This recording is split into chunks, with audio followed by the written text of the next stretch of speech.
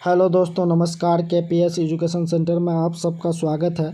आइए आज हम लोग कक्षा 7 अतीत से वर्तमान अध्याय 8 क्षेत्रीय संस्कृतियों का उत्कर्ष, इसका जो सभी प्रश्न उत्तर सॉल्व करेंगे। इससे पहले आप लोग चैनल पर पहली बार आए हैं तो चैनल को सब्सक्राइब कर लीजिए। वीडियो पसंद आया तो वीडियो को एक लाइक कर दीजिए। इससे पिछला वाला वीडियो नहीं देखे हैं तो आप सब सारे वीडियो का प्लेलिस्ट बना हुआ है, आप जाकर प्लेलिस्ट चेक कर सकते हैं। तो आइए क्वेश्चन नंबर 1 में 5 क्वेश्चन दिया हुआ है, तो देखते हैं क्वेश्चन नंबर 1। क्वेश्चन नंबर 1 में कह रहा है उर्दू की उत्पत्ति किस शाब्दिक में हुई है। तो इसका 4 ऑप्शन दिया हुआ है, 4 में से जो सही है उस पर टिक लगाना है। 8वीं, 10वीं, 11वीं, 12वीं।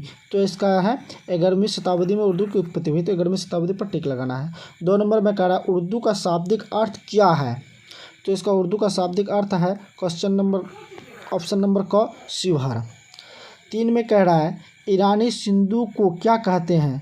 तो ईरानी सिंधु को हिंदू कहते हैं। क्या कहते हैं? हिंदू।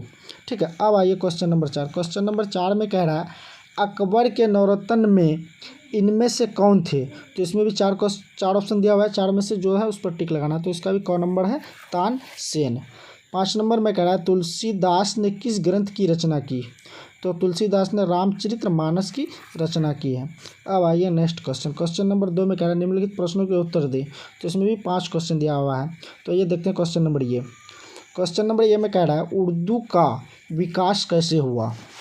तो इसका उत्तर है उर्दू का विकास एक अपभ्रंश भाषा के रूप में हुआ। इसमें अनेक भाषाओं के शब्द मिले हैं, जैसे अरबी, फारसी तथा तुर्की। इसी कारण उर्दू को एक मिश्रित भाषा कहते हैं।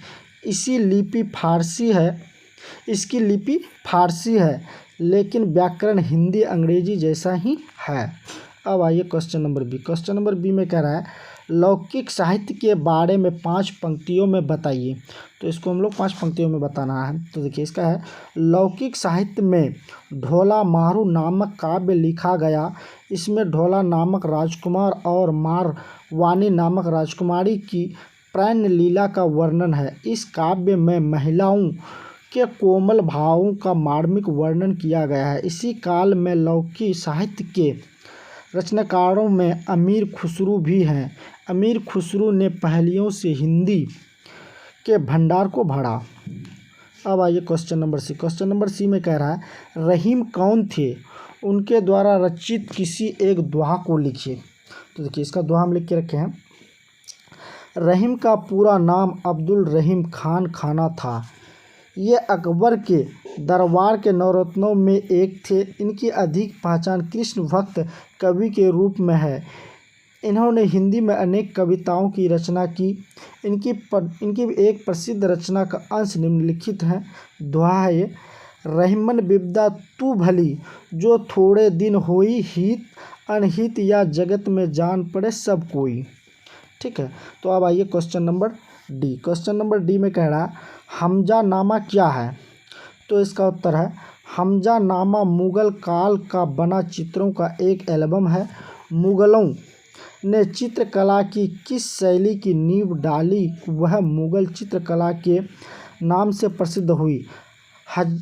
हमजा नामा मुगल शैलियों की एक ही अद्भुत कृति है। यह ऐसी पांडुलिपि है जिसमें 1200 चित्र हैं। सभी चित्र स्थल और नटकीने गंगों में कपड़े पर बने हुए हैं। अब आइए क्वेश्चन नंबर ई। क्वेश्चन नंबर ई में कह रहा है पहाड़ी चित्रकला में किन किन विषयों पर चित्र बनाई जाती थी। तो इसका उत्तर है पहाड़ी चित्रकला में विशेष रूप से सामाजिक विषय चुने गए चित्र सामाजिक विषयों पर ही बने। बच्चियों को गेंद खेलते, संगीत के साथ बजते, पक्षियों या पशुओं के साथ मनोरंजन करते हुए चित्र बनाए जाते थे। राजा महाराजाओं को एकल या दरबारियों के साथ बैठे हुए चित्र बनाए जाते थे। प्राकृतिक दृश्य के चित्र बने।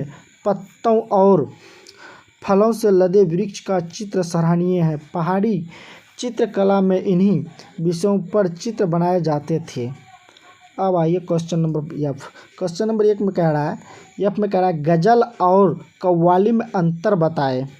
तो इसका अंतर हम लोग लिख के रखे हैं। सल्तनत काल में 2 प्रकार की गायन शैली का विकास हुआ। पहला था गज़ल और दूसरा कव्वाली। गज़ल को अरबी भाषा में स्त्रीलिंग माना जाता है, जबकि हिंदी में इसे पुल्लिंग मानते हैं। गज़ल का शाब्दिक अर्थ है अपने प्रेम पात्र से वार्ता। एक गज़ल में कम से कम 5 और अधिक से अधिक 11 शेर होते हैं के संग्रह को दीवान कहा जाता है। गज़लें की श्रृंगार रस में लिखी होती थी, जिस कारण इसका गायन संगीत प्रेमियों को अच्छा लगता था। सूफियों को भी गज़ल प्रिय रहा। कव्वाली का चलन विशेषतः सूफी गायकों में था। कव्वाल का अर्थ है कथन। इसको गाने वाला कव्वाल कहलाता था। यह शैली कव्वाली कहलाई।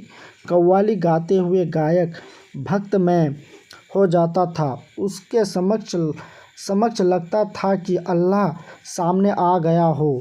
गाते गाते वह झूमने और नाचने लगते। अब आइए कह रहा है क्वेश्चन नंबर 3 में कह रहा है चर्चा करें।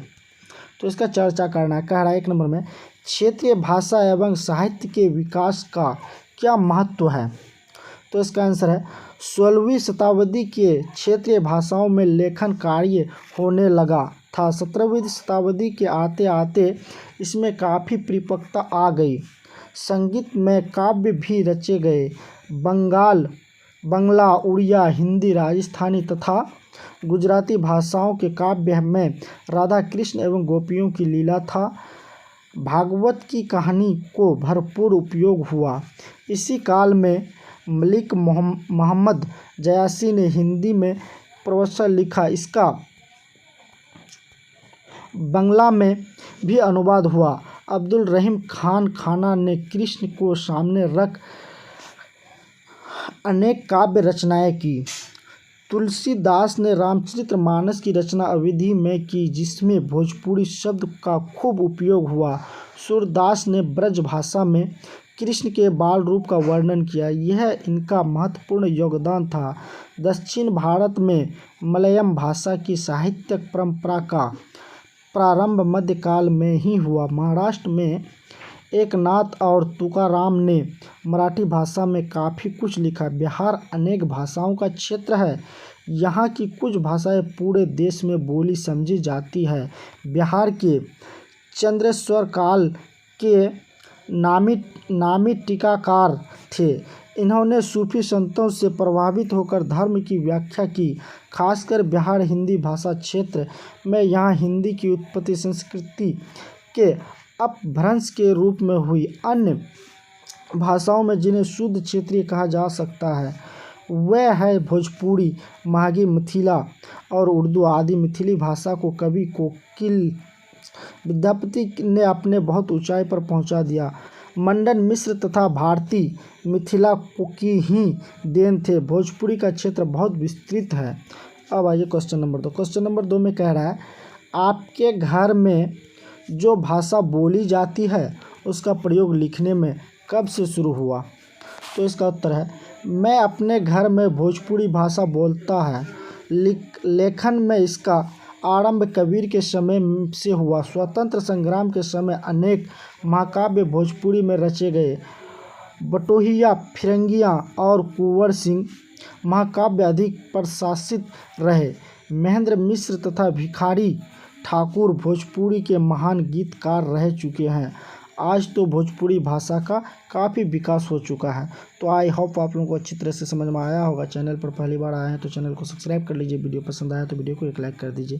Thanks for watching this video.